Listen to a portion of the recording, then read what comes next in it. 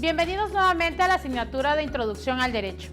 Vamos a abordar la última unidad que comprende a esta asignatura, que es la unidad número 7, y vamos a hablar del método exegético, de la Escuela Libre del Derecho y concluyendo ya los temas que corresponden a esta asignatura. Comenzamos y vamos a hablar de la técnica jurídica. El concepto de técnica jurídica.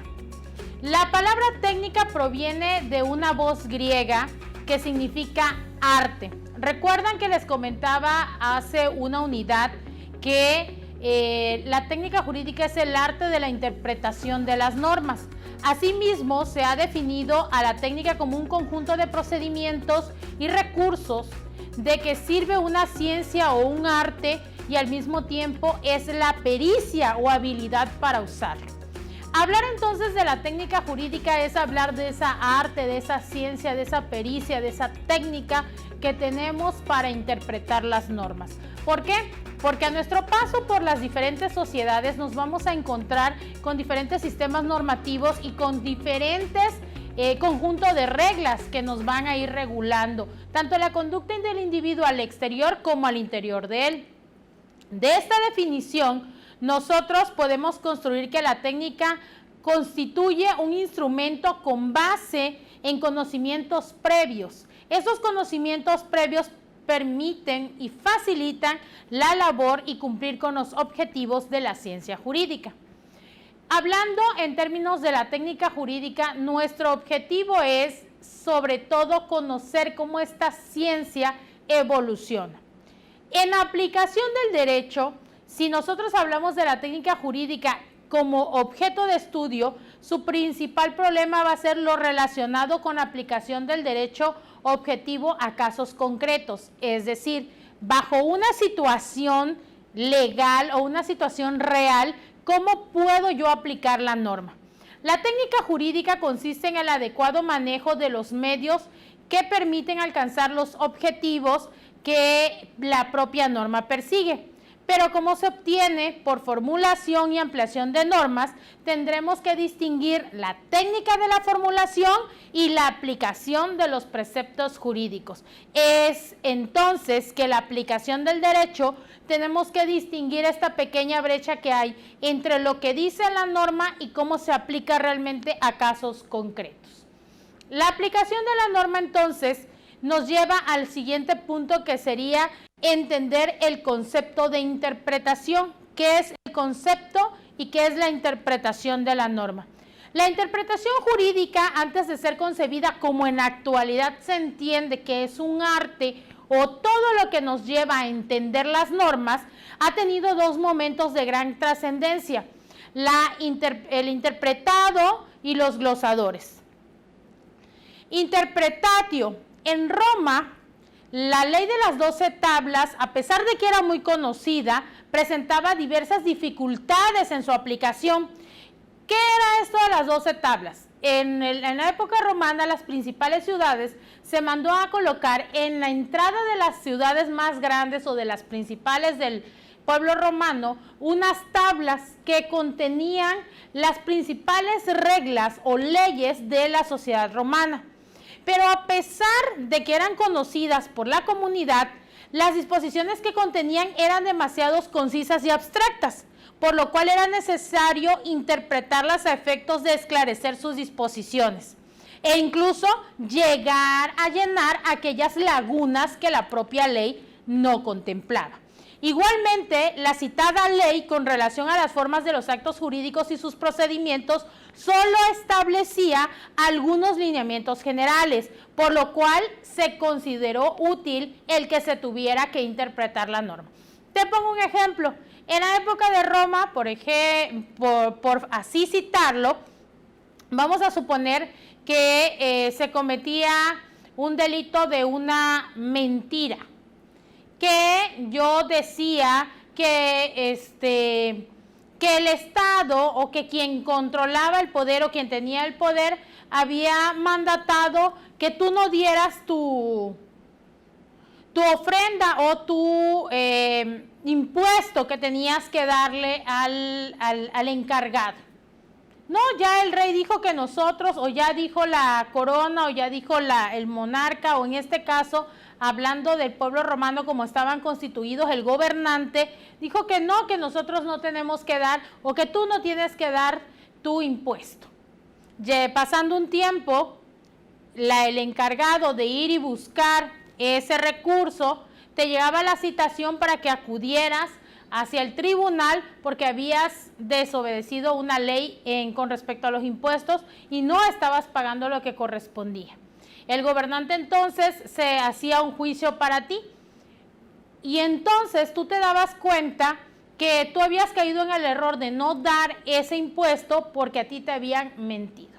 Ahí ya habían dos situaciones, porque a lo mejor porque la ley señalaba que todos tenían la obligación de pagar sus impuestos, pero tú lo habías dejado de hacer porque alguien te había dicho o había cometido la mentira, el injurio de haber dicho que tú no eras necesario que lo pagaras porque así había sido la orden de parte del gobernante.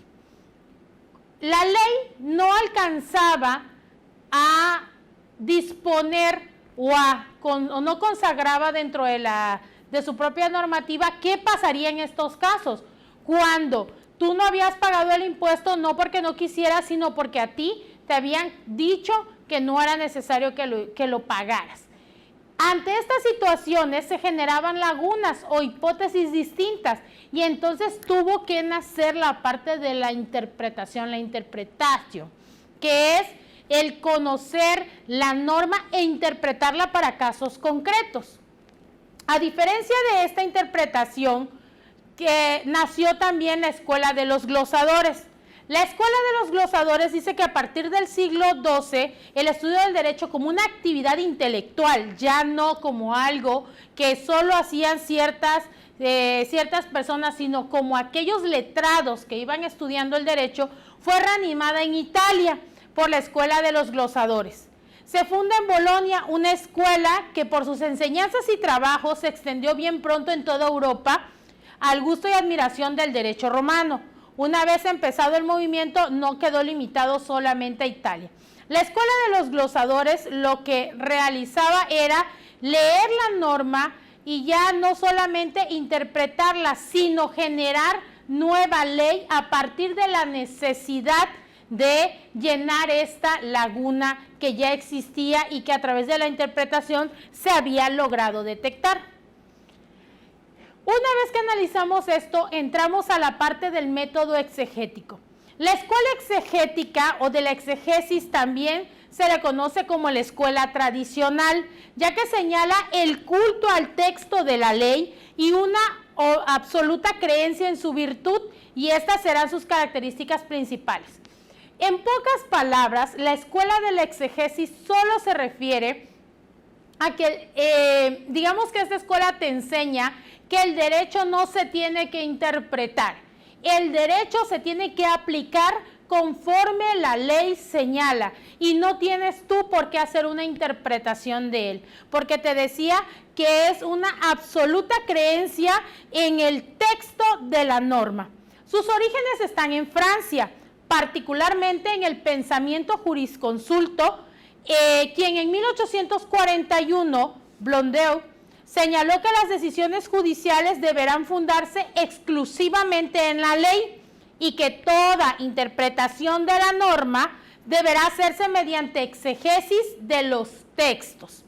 Esa idea será la que siempre dirigirá los trabajos de sus más ilustres jurisconsultos, es decir, la escuela de la exegesis te decía, es que tú no tienes por qué hacer interpretación, y si haces interpretación de la norma debe ser con fundamento en lo que la propia ley señala. El método exegético tiene dentro de su escuela tiene las características principales que son el culto al texto de la ley, considera la voluntad del legislador como una pauta suprema de interpretación y considera al legislador omnipresente y omnisapiente, es decir, quien crea la norma es porque lo sabe todo y lo conoce todo. Hoy en día nosotros vemos que esta escuela pasa de moda y vamos a conocer cuál es la nueva escuela. Regresando un poco al método exegético, es menester señalar, es muy importante que señalemos que para la escuela de la exegesis es igualmente importante el dilucidar el pensamiento del legislador en todas las circunstancias o en todas las disposiciones legales y de aquellas que precedieron su aparición. Se estudia tanto las anteriores como la que el legislador presenta hoy en día. Y vamos a la novedad. ¿Cuál es la nueva escuela? Porque eso nos parecería algo erróneo, pensar que la norma se tiene que, a lo que dice es, porque nace la interpretación, de ahí es donde nace, por ejemplo, la jurisprudencia. Y recuerden que estamos hablando de la jurisprudencia técnica. La escuela del derecho libre. ¿Qué es la escuela del derecho libre? Esta escuela fue alcanzada en Alemania, así como por muchos estudiosos quienes defendieron tesis y abogaban por ampliar la libertad de las decisiones y acciones de los jueces, que no se quedara solamente en lo que un texto normativo señala, sino que estos pudieran ampliar las fronteras e interpretar a la propia norma. Postulaban que el juez debía llenar las lagunas invisibles en el derecho mediante una actividad creadora, libre, de conformidad con las demandas de la época y las convicciones sociales del pueblo, y otorgando una especial consideración a las circunstancias de cada caso. La escuela libre del derecho, a diferencia de otras escuelas, esta no debería ser concebida como un todo, o como un conjunto de principios y doctrina bien estructurados, sino más bien como una tendencia que le otorgue mayor facultad y esfera de acción al juez. El juez tendrá la libertad entonces de poder analizar la norma a una situación en específico y poder resolver ese caso de una forma distinta a como comúnmente se señala. Para el maestro Eduardo García Maínez, que es básicamente nuestro autor de toda esta asignatura, sus características principales son repudiación de la doctrina a la suficiencia absoluta de la ley. Él afirma que los jueces deben de realizar precisamente por la insuficiencia de los textos una labor personal y creadora. El juez puede ser creador de leyes al interpretar y poder resolver las situaciones conforme a la ley, pero definida para un caso concreto. Él también afirma y tiene la tesis de que la función del juzgador ha de aproximarse cada vez más a la actividad legislativa. El juez no solo será un juez, sino un creador de norma, y su actividad será parecida al legislador, aquel que propone y sigue el principio creador de la norma. Entonces, con esto analizamos que existen dos escuelas. La escuela de la exegesis, que te enseña que el derecho no tiene que interpretarse, sino que debe haber un culto consagrado al texto legal, y la escuela del derecho libre, quien nos enseña que el legislador y el propio juez es creador de normas y por tanto el derecho debe aprender a interpretarse, porque la técnica jurídica es el arte de la interpretación de las normas. Hasta aquí concluimos con esta asignatura. Un placer trabajar con ustedes.